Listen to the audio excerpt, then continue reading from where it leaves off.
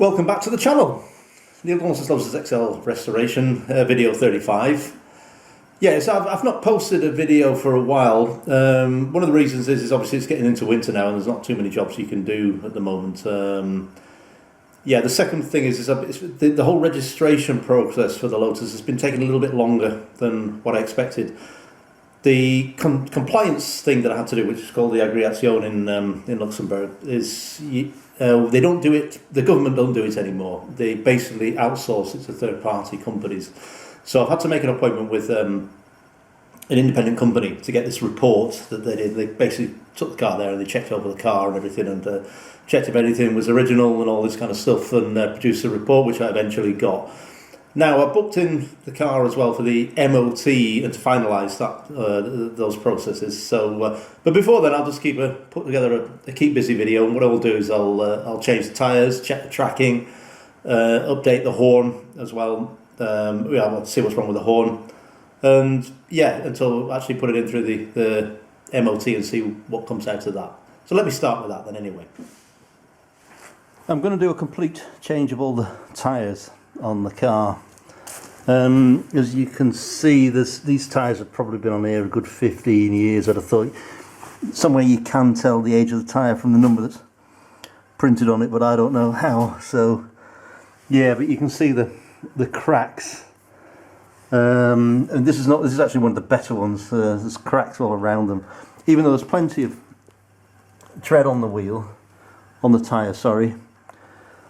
I'm still going to change them because, yeah, I don't think the MOT guys are going to like that. Plus, I don't particularly like driving with tyres in that state either. So, I bought these Belgian tyres, the Minerva they're called, 205s rather than 215s, but they don't do, at least they don't mass produce the 215s anymore at 50 on 15-inch wheels. So, I mean, they weren't hugely expensive. These tyres, they're about €50 a pop, so €200 got me 4 tyres. And yeah, I'm going to fit them and see how we get along, see how they work. There's a slightly unusual valve configuration with these tyres, so I'm going to try and remove the outer nut of the valve before we even start.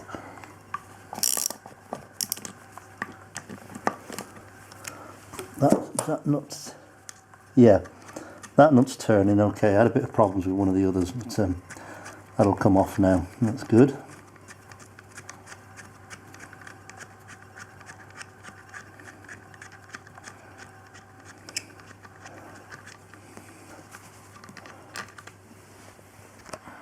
Actually remove the valve itself.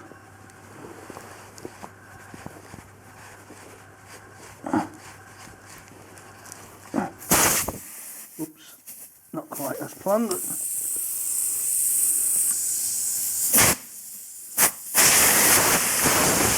That way anyway. So, wasn't really as planned, but that'll certainly work.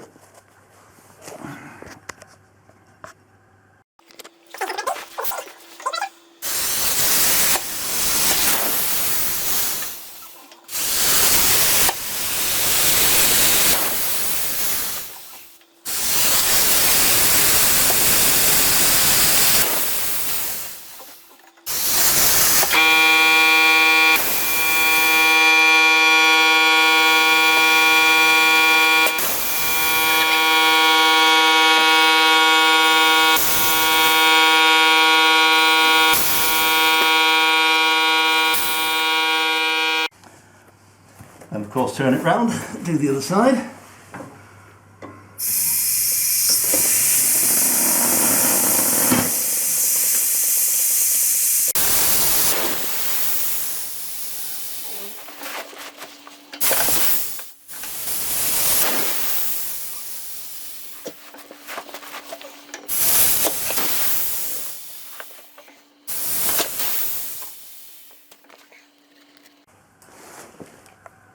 Now, first thing we do is obviously lubricate the thing quite liberally.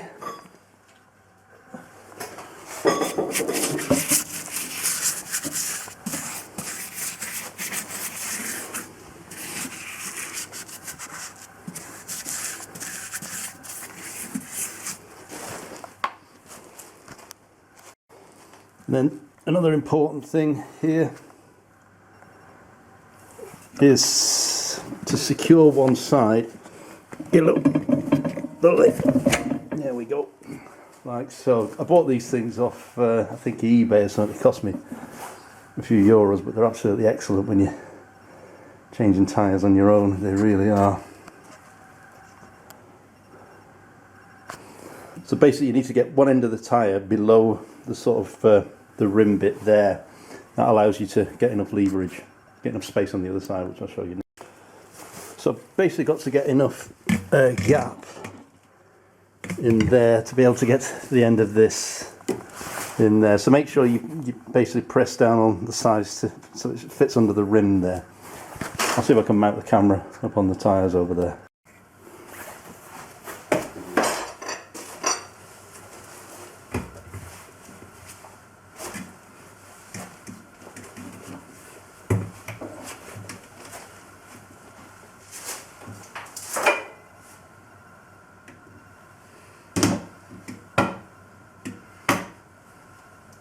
Yep, that's it.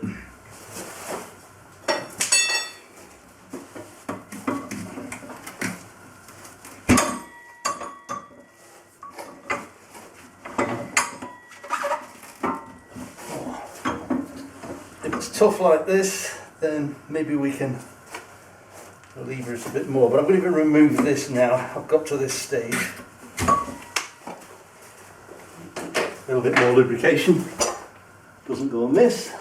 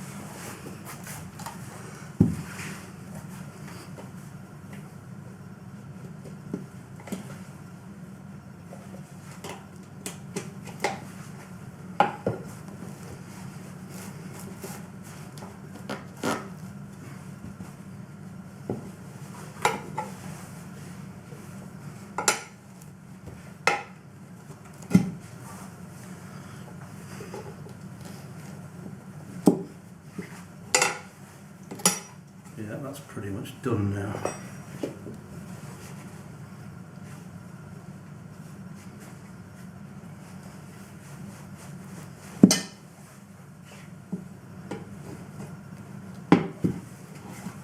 Yeah. Made a bit of a hash of that, but it's done.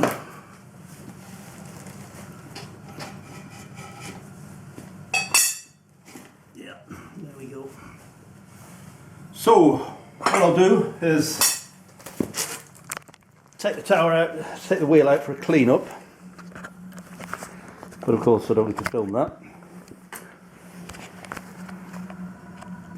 and then I'll start obviously remounting the new tyre. Now I'm just going to give it a rub around on the edges there, make sure and feel that there's no rough bits or anything like that in the seal in place. As I say, I've cleaned it a little bit. It's not perfect, but one day I will completely refurbish these wheels. But yeah, anything that's a little bit rough, either file it down or scrape it off.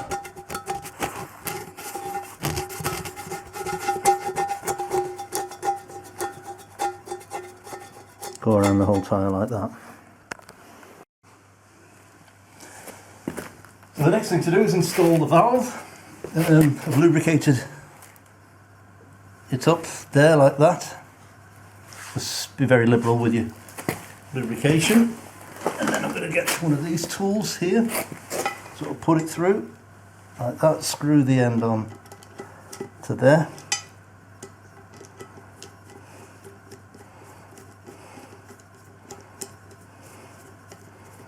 And lever it into place, like so.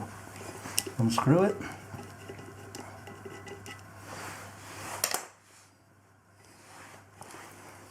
Then we're going to install the tyre.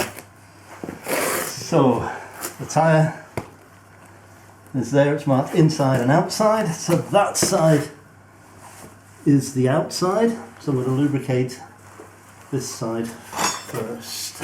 And the wheel. So, plenty of lubrication around the wheel.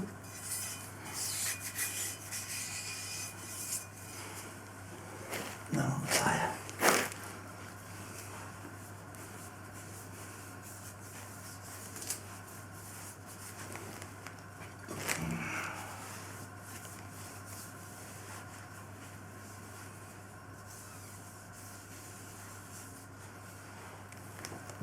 Just double check again. Inside. Okay. This should just press into place now. And I'm going to put the red bit there opposite the valve. Like so.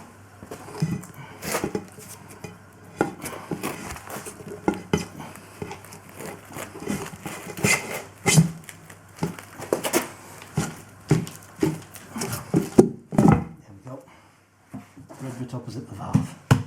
Then I'm going to remount it on the tyre machine, and hopefully this time it won't give me so much stress.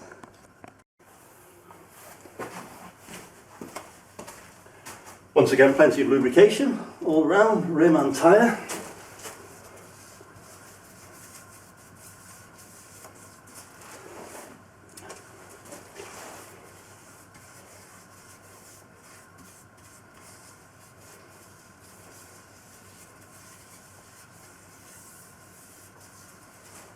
Okay.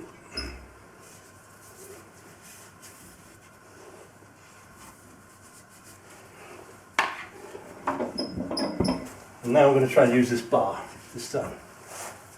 Again, so that sort of fits in under there like that, and then the double rollers fit against the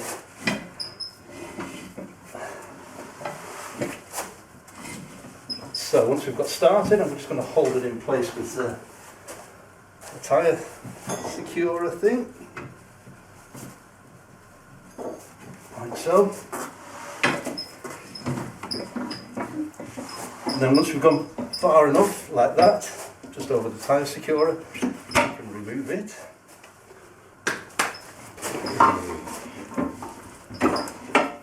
Make sure it's properly in place.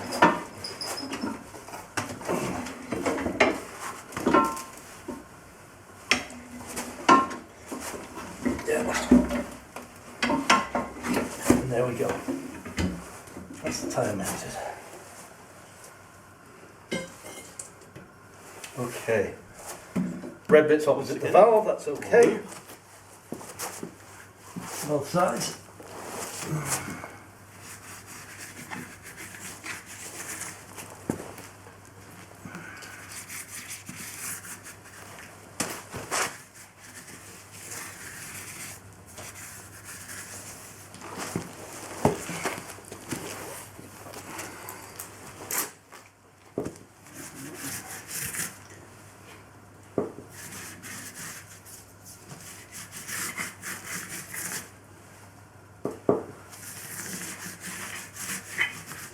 Okay, that's the lubrication.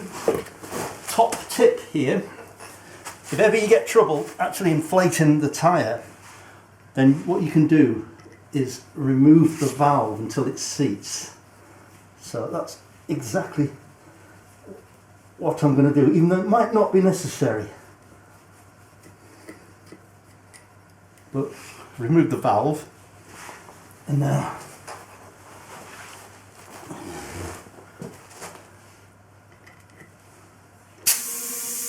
as you can see, it's not well. It might have been not necessary in this case The compressor might come on, so if it gets noisy in a minute, we'll know why.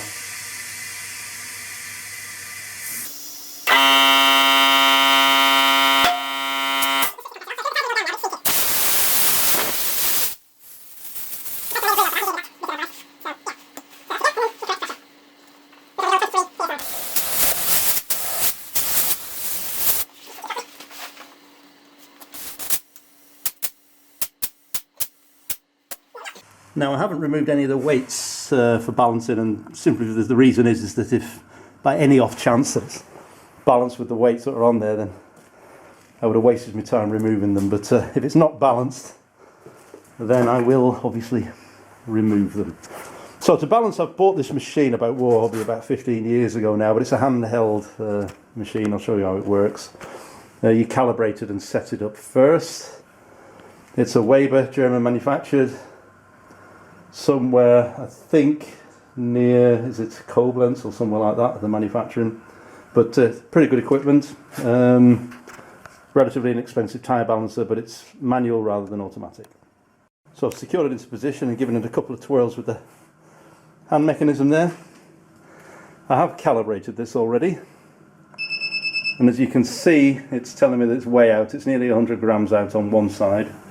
So on the inner rim it's 95 grams out, and on the outer rim it's 75 grams out. So the first thing I'll do is obviously just remove the weights that were on there.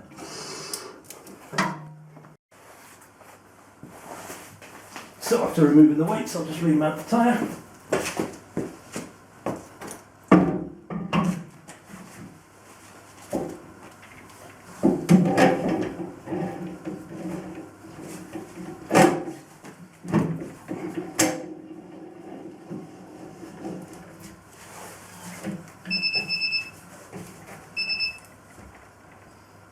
Stick with the and then give it another spin and see what we've got this time.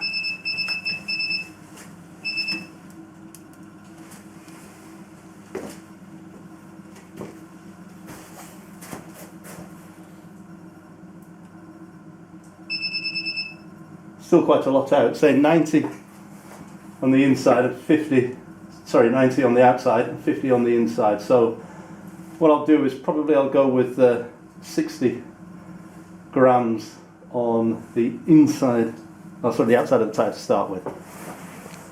Place the weights.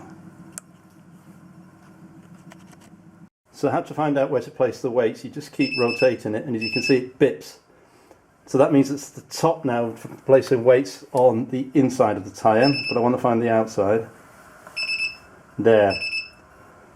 So it's essentially where it says R on the radial. I need to place some weights here just before the R at the top there. So let me try and do that. Place 60 grams on the inside is better, but it still requires quite a bit more. As you can see, it's slightly reduced on the inside of the tyre. So put another 50, I think. I've never known a wheel to be that far out with balancing, so I guess this wheel has been curbed at some point. But yeah, an awful lot of weight had to be put on there, but it's balanced now.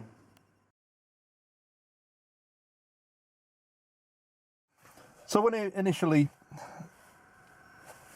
got the car, assuming the tracking was more or less correct, and the steering wheel was also sitting straight when I first drove the car.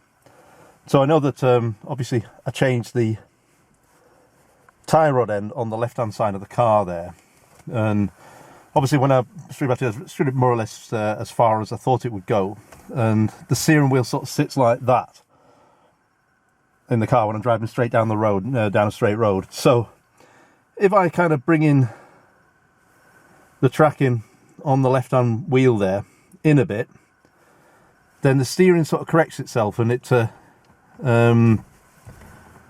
moves over more towards central. So that's what I've been doing, is pulling in the tracking on that side until the steering wheel centers itself, and then obviously you put the tape on across the width of the wheel, and you can see where it's wearing. So the thing is with the tracking, is what you're looking for is you're looking for even tyre wear and also stability when you're driving. That means that the car doesn't tend to wander all over the road when you're going down a straight piece of road. It's stable. I think what the manufacturers usually specify is that there's 1 millimeter of toe in on the front wheels, which means that the front of the wheels is 1 millimeter closer to each other than the back of the wheels.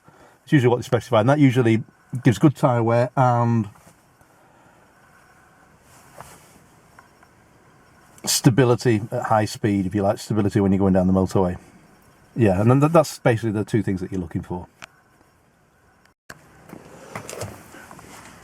Right, there's the sticker that I left on, and as you can see, it's wearing slightly more on the inside than it is on the outside there, so I can, the wheels are pointing out slightly too much, so I can tighten on this side, which would make sense as well, because then it'll bring the steering wheel a bit more into line.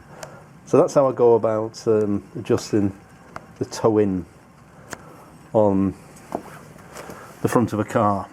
What you can also do it with masking tape, so you can put masking tape across the width of the tyre, and that does basically the same trick. So yeah, let me tighten that a little bit. So in this case I'm going to adjust it a full turn. Just I need to loosen the locking nut. 22 millimeters.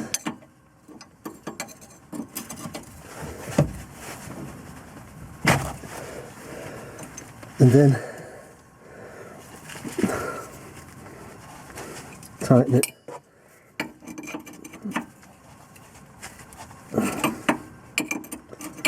Still a bit stiff, this locking nut, but yeah. Remove the mole grips and tighten the locking nut up again, but which will tighten, it will turn this to tighten, so that will still shorten the tracking.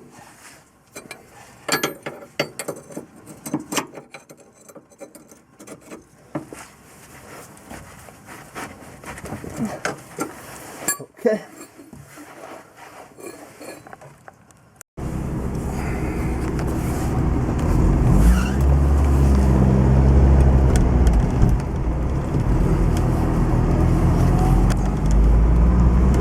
See, when I'm driving straight now, the steering wheel's pointing much more central, which is what we're looking for.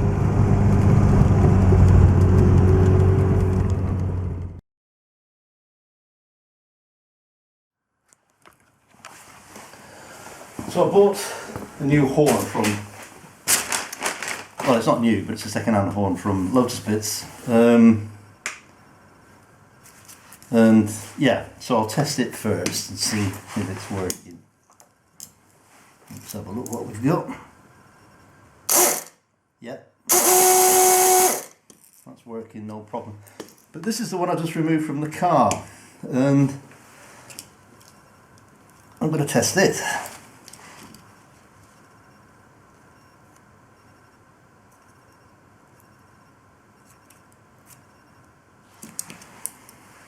Connections are not great.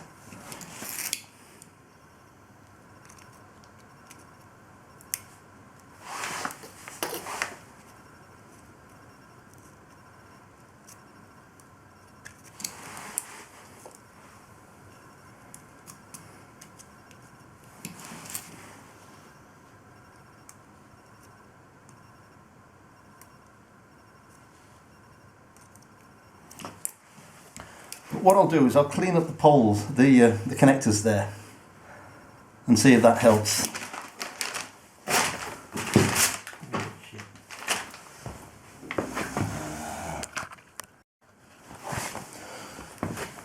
So I cleaned up the terminals, and let me just check it again. So that's the negative terminal, that's the positive. It still doesn't work.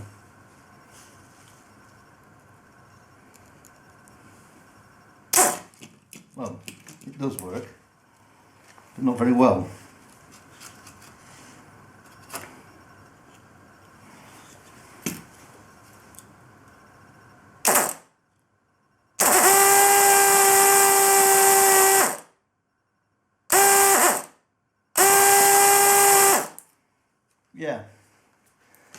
So ladies and gents, before you decide to replace a component, it's worth checking it. As I say, there's nothing wrong with this, it just needs a bit of cleaning up. However, the one I bought from Lotus Excel didn't cost me an arm and a leg, and the connection seemed to be a little bit better with it, so I'll go with it. I think I'll remove this bracket here, but I'll go with it, but obviously I'll keep this as a spare. So yeah, alright, there you go, lesson learned. So that pretty much concludes the video for today. What I've got coming up is obviously the MOT, which is booked in this week. And then the two other things I want to focus on during that time or whatever, probably got some things to correct when that goes through. But also I want to start working on the headlining, which is most Lotus Excel or even Lotus owners will have to do at some point, is replace the headlining. And also I bought this sort of cheapish radio, which you see on the table there. Not very well, it's a bit out of focus I think, but I'll be wiring that in as well. So but anyway, thanks for watching guys on the channel, and keep them likes coming in, and we'll see you for the next episode.